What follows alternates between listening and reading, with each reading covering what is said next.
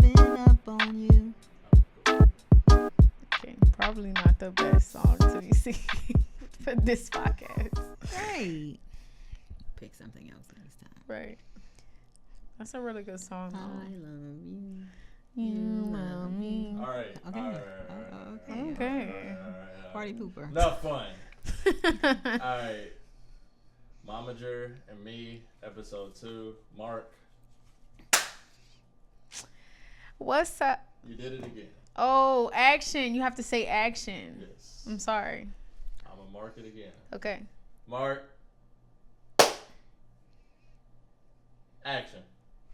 What's up, y'all? It is the Momager and Me podcast with your favorite host, Ray Staff. And Mama Sav was been calling me in them streets nowadays. Oh, okay, period. She get one podcast episode, and now all of a Mama sudden she got a new nickname, y'all. It's not new.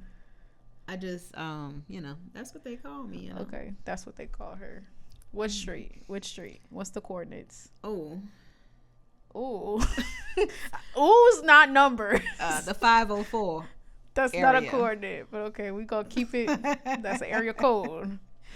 Anyway, yes, thank you. If you are here with us, stay to the end. Make sure you like, comment, and subscribe, and comment right now. Okay. Thank y'all for the views on our first episode. It was definitely past my expectation. I don't know about you. It was wonderful, and thank you for all your great comments and encouragement. We appreciate it. Yeah, so many people have stopped us or called us and reached out and been like, oh my gosh, the podcast was so affirming. Mm-hmm. It definitely helped me, XYZ, and that's why we're doing it. Yep. We want people to be encouraged and to know that they can continue and grow their relationships, not just mom and daughter, just relationships in general. Exactly. So I led the conversation last time. I'm completely in the dark, y'all. Like, I don't know what the topic is. That's right. She would not tell me any comments or questions. I have no idea. So this is going to be very candid. Yes. I don't know if y'all saw the first episode, but the last 5 minutes was basically just a dragging session. I thought RuPaul was a guest star. How she drags me. I did not drag you, but it's not your business what the questions are that you're going to be asked. Okay, well, that's why I have them covered here. But okay. All right, that so big this old is text. One of the key words from last time was authentic. So this is definitely going to be authentic because she does not have any idea. Oh, I just realized you just talked about my text. Yes, it's large. It's quite large. Whatever. Anyway, keep saying good morning. Keep on. Alrighty, so I'm just gonna go ahead and rip the Band-Aid right off on this first one. Okay. You never told me you wanted to be a rapper. It came as a complete shock. She told me that she was doing a video at school. Mm-hmm. And she needed clothing for different shoots or whatever. She told me what they needed to look like. And so, of course, I got to shopping looking for things for her for that. And then the next thing I know, she's like, oh, check this video out. This whole video with extras and people and different locations. And it was called Smoke.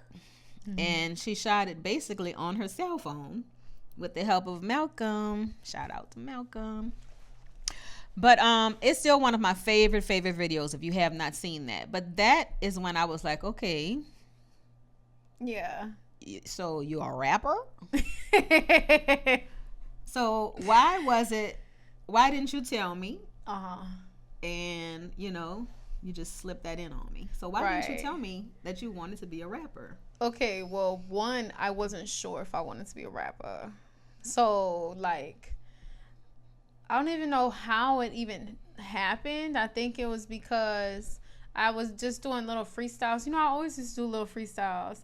Mm-hmm. And then Thanksgiving, I showed Beatty, which is our cousin, one of my freestyles, and he was like, you should come to the studio with me, right? Mm-hmm. So then I was like, okay, whatever. So then I went, and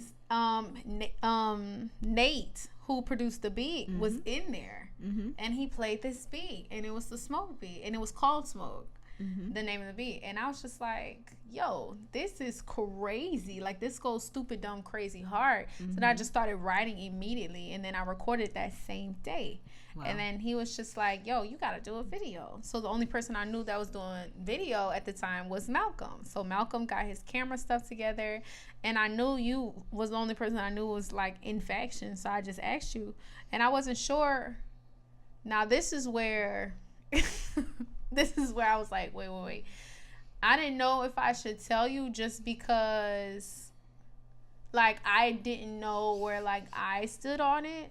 So I wasn't ready for, like, your opinion, because your opinion means a lot to me, and I just wanted to make sure I knew what I wanted, and I didn't want to be swayed, because, like, you're like my partner in crime, like my best friend. So, like, and my mom, like, so your word holds a lot of weight still to this day. So I was just like, when I go to her, I need to make sure this is seriously something I'm going to go through with, and then I'm going to post and I'm going to promote before I get outside opinions.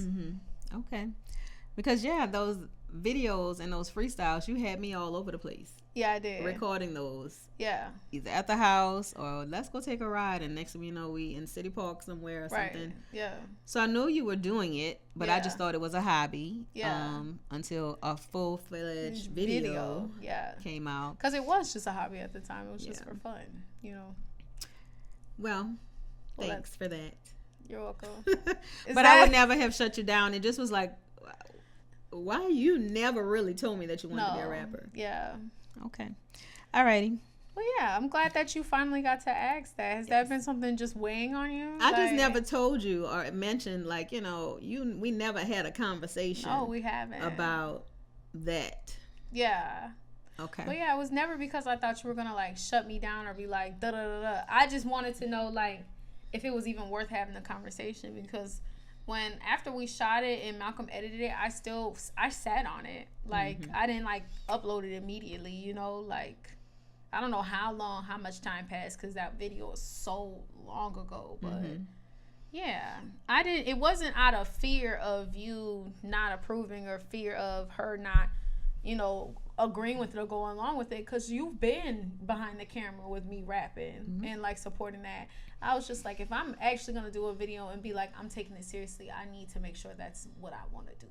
Right. Well, congratulations, Raven. You did the daggone thing. Thank you. And again, check Smoke out. That's one of my favorite videos. And it's a great song. It is. Because it's truth be told in it. Yeah. I kind of just have a love-hate with that song, just because I've, like, improved so much since then. So, like, you when see all the errors and stuff. Like, I cringe, like, some of the punchlines and stuff. I was just like, girl. Well, I love it. Well, you know, it's growth. It is. All right, next question. So why did you choose me to be your manager, and how's that going for you? Right. This is such a good question. People ask me that all the time. And honestly, it's because, like, you are just, like, me and D was literally just talking about. Dion is one of the producers of the podcast and is also my boyfriend and a rapper, Mac Infinity. Check him out, period. But we were just talking about that because you're just such a hustler. Like, when I was growing up, like, all of a sudden we doing, like, catering, or you doing a corsage for somebody random prom, or, like, flower things for people's funeral, and then we doing event services and decoration, and then you doing my alterations, like, on my gown and hemming. Like, it's just like you are an entrepreneur in yourself, even though being an entrepreneur has not always been your main source of income, but you just hustle. And I knew I was gaining the knowledge in the music industry, and you're smart, so I knew you could be taught, but what can't be taught is hustle. You gotta have it. Right. And, like, I was telling him, I was like, you know, not everyone is built to be your manager, especially not your mama, because your mama, not everybody mama is not built to be standing in the club till 3 a.m., you know, waiting to perform. You know, not everybody mama is willing to, go with you everywhere I've had to go, or like, be standing around holding stuff, right. Talking to people that you don't know, like being in rooms, like I'll never forget the first Grammy event, that I took you to, and being in the room with Grammy winners, like Grammy right. people that have won Grammys, people that have been nominated, like people that, are far ahead in their careers than me. Not everyone is built for that type of environment. Right. And you have it. And that's where I get it from. Mm-hmm. So that's really why I knew everything else could be taught, because it's already in you. I could teach you music business, but like, I can't teach being graceful with people. I can't teach, going hard, going after right. what you want. Like, and that's what you need as a manager in the music industry. You need somebody that, one, don't have a bad rep because they're an extension of you. Mm-hmm. 2, somebody that is willing to fight, is willing to be there, is willing to go through the ebbs and flows, and is not going to complain. Because a lot of time I feel like people give up because the people around them give up. And like, she's always been the encourager, even when I feel like when you wasn't even feeling it, and you would never let it show, and mm-hmm. you would still encourage me. Yeah. Everybody on your squad has to see the big picture. Yeah. You have to see the vision and move forward to the vision mm-hmm. without giving up and putting your 100% in every time when it's time to put the work in. So you have to grind. Yeah. And you do have to, that has to be in you in order to be able to do that. That cannot be taught. Yeah. We talk about God and everything a lot, but my steps are ordered. In the last podcast, Raven asked me what my biggest or best favorite part of all of the different titles I have, and I said it was mom, because that's my assignment.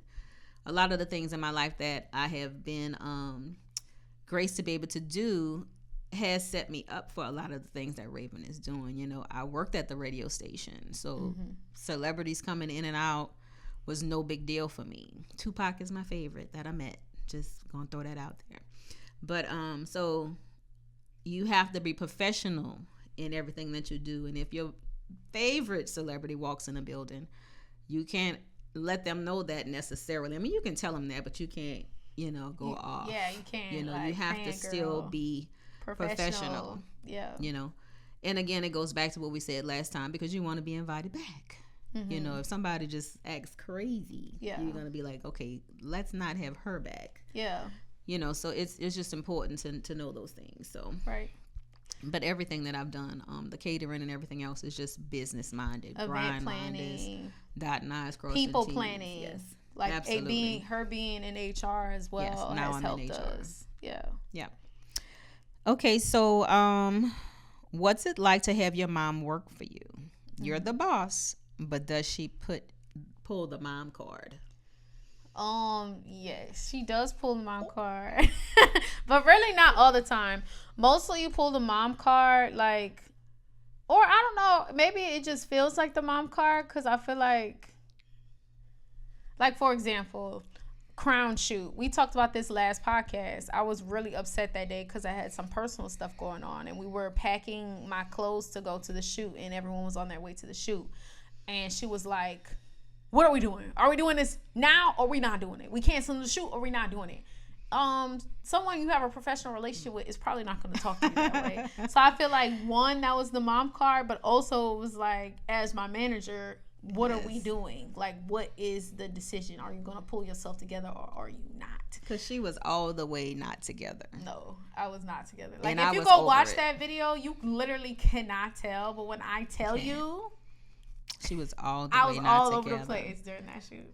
And I was tired of it, and it's getting closer and closer. just that's just real. I was tired. My anxiety was getting to her. Like, yeah. I'm like, either let's do it or let's sit and cry here all day today. Yeah. Whichever one we're going to do, that's what we're going to do. But we have people coming. So we need to tell the people we're going to reschedule, because me and you are going to be in this corner crying, which is fine. But let's not have everybody come and set up, or then everybody show up and, you a mess. Right, so exactly. It still was her decision, though. Yeah, exactly. It was so still that her was decision. The thing. That's why it wasn't a mom card, because I feel like a mom card almost feels like a trump card, like a, you know, this is what we're doing, period. Right. You've never really done that to me. You've always, but even as a mom, I feel like when it wasn't in terms of like safety or anything like that, you've always given me a choice. Like it's always been, right, what do you want to do? You know, unless it was just absolutely necessary. No, Raven, you're not doing that. You know what I'm saying? But like for the most part, I feel like I've always kind of grown up with choice about what I want to do. Yeah. The only thing you wasn't was about service. But I've always had a heart of service. So it was never like something I didn't want to do. Or about quitting. There's been times where I've wanted to quit like absolutely not. Extracurriculars, like plays midway through or the season. I used to play volleyball. Like those were the two non-negotiable things really, was serving to community service or church, and like being a part of a team, whether that be a cast or like a team. You always finish out your season, or you finish until the play is done. That's correct. Because you have other people that are dependent on you. Yeah. You know, if it's just something that you're doing, nobody else is affected, and you want to let it go, okay, fine. Right. But if you have a team and people depending on you and waiting on you, and we're not quitting. If you signed up for it, you don't have to do it next year. Yeah. But you're going to finish out what you year. said you were going to do, because we're going to be true to our word, if nothing else. Yeah. Yeah, your word, definitely. So I think, but in terms of literally everything else, like people think it's more like the clothes or like the things that I rap about, or like I don't know, like that. Like she be dressing me. So if y'all be thinking the stuff I be wearing is cute, is because she be picking it out. You think it's a little too on the edge? It's her. So she's the mastermind behind the look. And in terms of my songs, you've always let me express myself how I want. So you know. Yeah. And I said what my favorite outfit was in the last video too, so y'all finally saw it. Catfish, that red outfit and Catfish. So let us know what you think about that red outfit and Catfish. Yes, that red outfit and Catfish. Let us know. If you on YouTube, you might as well go look at Catfish right now. Share, You're subscribe. Right here. Yeah. Alrighty, so you wear so many hats, Raven. You are a rapper, producer. You have done drama, so you act, filmmaking, student, employer, business owner. What is your favorite? You asked me that question about my things last time. Yeah. What is your favorite? Or give me if you can't give me one, because I know you do like a lot of that stuff. Right. Your favorite 3. Okay. And it might not even be something that I listed. Right. Honestly, my favorite thing is performing.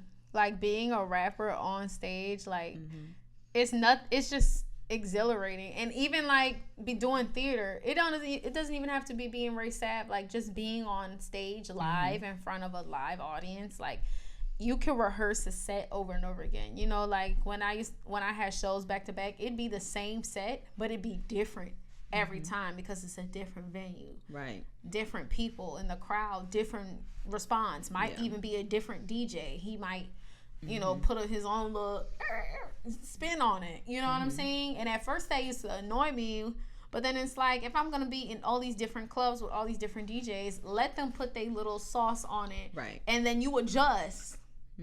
And nothing is like being able to adjust on stage, and like people still, that connection between you and the audience member. And then like when people rush up to you after the show and be like, oh my God, I love that, da da da da, like I don't know if that makes me like be conceited. But that's my that's my answer. I live for that. I live to perform. That's when you know your work has paid off. Yeah. Because that's what you're living for, to make sure that people receive you well. Yeah. And then my second thing is the business side. Like I love like negotiating deals. Like I love like just recently, the most recent thing for Mac Infinity, Short for Savage Records, hosted and planned his release party for his album February. So good. It was excellent. We hit it out the park, honey. It went smoothly to people on the outside looking in. Right. We had a lot of hiccups, right? But hiccups are gonna come. Yes. But everyone enjoyed the event, and they couldn't tell, and that's when. That's when you know you got a good event. So great. I love being in label services and consulting and music business and like helping artists like register their songs and know their rights and all of that. That's why I'm going to law school in August, because I live for music business too, because you can't have the performing without the back end. Right. So it kind of goes hand in hand. I love both those things equally, to be honest. Okay. Yeah. Very good. So, again, speaking about all of that, what accomplishment thus far are you most proud of? I would say I'm most proud of two things. Is definitely the Recording Academy, getting into the Recording Academy after just dropping one mixtape. Yes. Like it's not like I went triple platinum, y'all. Like I went cardboard, y'all. Like it wasn't like but the people that listened to it enjoyed it enough in order to let me in as a vocalist. And like it wasn't just about my vocal ability. All my music is also was about who you are as a whole person when you do your application to the Recording Academy. Yes. So I listed, my business and my dreams of becoming an entertainment lawyer. Like I listed all of that, because the Recording Academy it's about music, but it also is about people. Right. And the reason why I got that was because I wanted to get into the Recording Academy. So I looked up how you become a Recording Academy member. right. And I research. And I saw it was just an application. And then I started going to their public events, the ones where you could go if you wasn't a member. And I started networking and and that's how I got my recommendations. And so like, y'all think it's hard, but what I'm telling you is on the website. If you go to recordingacademy.com, it's going to give you the steps to how you can become a member. And so people look at me and be like, oh my gosh, did you win a Grammy? It's like, no, girl. Right. I just applied. I can vote, though. I can vote. And voting for the Grammys this year for 2025 was amazing. And like seeing people like Doechii win, and like, and I voted for her knowing that I casted my vote, and that went towards a monumental moment in hip hop. Like the third woman ever winning that Grammy. Like it felt like I was in the room. I felt like I was there, and I could have went. Okay. But I just didn't this year. We'll get there. I'm waiting until I get a nomination to go. But I had the option. I declined it. Right. Okay. Period. And then the second thing is getting into law school. Very good. And one of the things you mentioned about your law school application was you almost did not put the information about you being a rapper and all of that. Oh my gosh, yes. But that would not have been authentically you, and we live in authenticity. Right. Like literally, I was telling you this yesterday. Now see how she using personal conversations for content for y'all. Open books. Anyway, I was literally talking to you about this the other day. Like I was fearful that people are gonna judge me, like law school's gonna judge me because I'm a rapper. Everybody says, people that don't see it as an art form, like be like, oh, you up here doing this and doing that, like aren't you worried about your future? Girl, I'm so much more than RaceAb, and RaceAb is so much more than just what you see on Instagram. So I knew if I was going to law school, I wanted to paint what RaceAb was for me.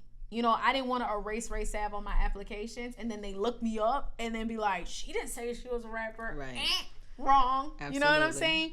I gave them the story of RaceAb. I told them how I was rapping in my mama's shotgun kitchen, and how like it turned into something more in college, and how I started my business advocating for artists' rights, and how I'm gonna go to law school so I can protect them legally. Like I told that whole story. I gave it all to them because it truly encompasses who Raven is. Right. But I was scared of being judged, but I'm glad I looked past that. And now look, I'm still waiting on applications. I haven't been denied not from one law school, and I've gotten into like 5 now. So the things you think are gonna disable you are actually the things that's gonna make your application stand out. Because to my top choice, I met my admissions counselor, and he was like, out of all the applications, I remember yours because I love the record label, I love RaceAb, I love everything about that. So you thinking people are gonna judge you for being who you are, but really you just gotta put yourself out there. Be yourself. Yeah. Be yourself, and again, Don't let somebody tell you what you cannot do. Yeah. Go do the research. Find out for yourself. Yes. And do the work. Period. Okay? And if it doesn't work that way, try another way. Right. But never stop being you. Never stop being you. Mm-hmm. Okay? Preach. Preach, girl. Ha! No church needed Sunday. Okay, my last question, and then we'll see if you have anything. But inquiring minds want to know. Okay. And I think the first question already answered this, but do you tell me everything? No. Girl, what don't I tell you? You can tell me you wanted to be a rapper. Girl, that was years ago. I'm just getting over it. I just got an answer, and I'm still working through that. Honestly, no. Like, we kind of like an open book over here. Like, if I don't tell you something, it's probably just because I'm not going to tell nobody. Mm-hmm. Like, some things you should just keep to yourself or just keep within Absolutely. your mind. Yes. But other than that, yeah, like, I really... Because you just don't judge me in that way. And even if you do judge me, I'll be like, girl, yeah. Anyway. I think I told you that today. Yeah. I said, girl, boo. She did, in front of people. In front of people at the job. People. I said, girl, boo. I'm not her employer at the job, by the way. No. It's actually the other way around. I'm HR. But yeah, why'd you ask that? Just because?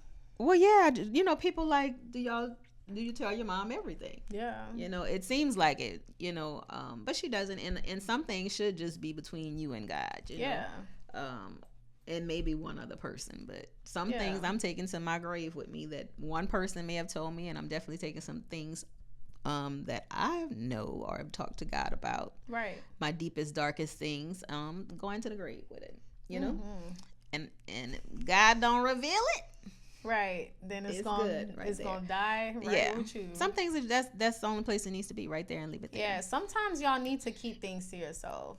You might be besties with your mom, you might be besties with your boyfriend, you might be besties like with your best friend. Like, cause I have a best friend, I have a boyfriend, and I have a mom, and I love all of them very much. But there's still things that I don't tell one person about for whatever reasons, and some things all three of them don't know about, and that's okay to have boundaries for people you love. It definitely is.